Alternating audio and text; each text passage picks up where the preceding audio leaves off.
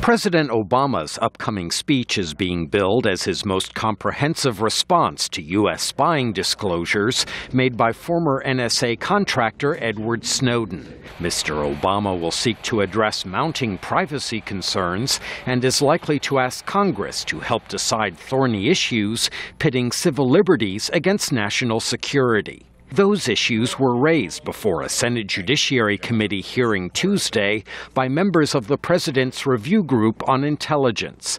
Legal scholar Cass Sunstein said the review group's recommendations will not undermine national security. Much of our focus has been on maintaining the ability of the intelligence community to do what it needs to do. And we emphasize, if there's one thing to emphasize, it's this, that not one of the 46 recommendations in our report would, in our view, compromise or jeopardize that ability in any way.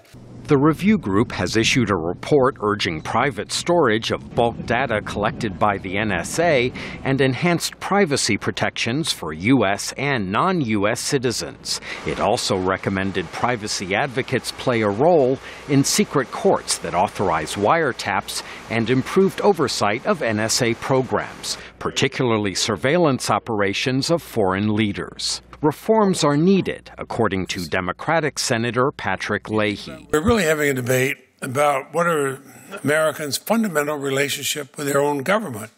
The government exists for Americans, not the other way around.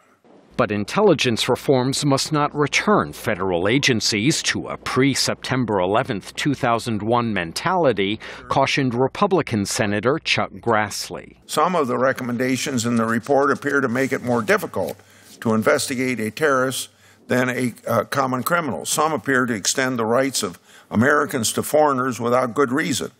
And some appear to rebuild the wall between our law enforcement and national security communities that exist before September 11, 2001.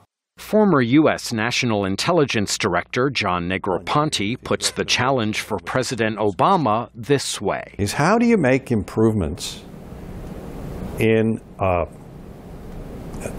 issues such as privacy and the treatment of our friends and allies abroad without prejudicing or harming somehow the effectiveness of our intelligence collection efforts? It's a balance, and it's a balance that is being looked at now, as it has been in the past, and I'm sure will again be in the future, and it's kind of a dynamic situation.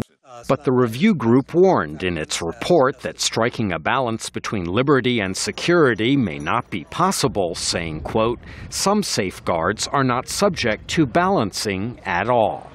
Michael Bowman, VOA News, the Capitol.